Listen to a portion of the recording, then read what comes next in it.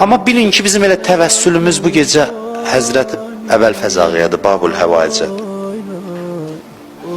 Amma biz necə təvəssül edirik ona? Biz onun çox istədiyi yetim uşaqlarla onun qapısına gedirik bu gecə. Birbaşa özü ilə yox.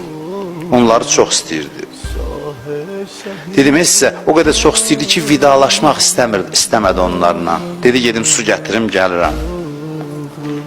Bu gecə İmam Hüseyin əleyhissalamın körpə uşaqlarına, yetim qızlarına təvəssül eləyək. Bu gecə hacətlərinizi alın. Bu gecə təmizlənək, sabah gecə üçün hazırlaşaq. Bir bu yerə çatanda ağlamağınızı gizlətməyin. Hədislərdə var deyə deyir, amma deyir ki, ağlamağınız gələndə ucadan ağlayın. Bu ağlamağı gizlətmək yeridir. O ki, deyirlər, kişi ağlamaz, boş sözdür. Kişi istəyir ki, bu yerlərdə ağlasın. Hüseyni ağlamaq hünərdir.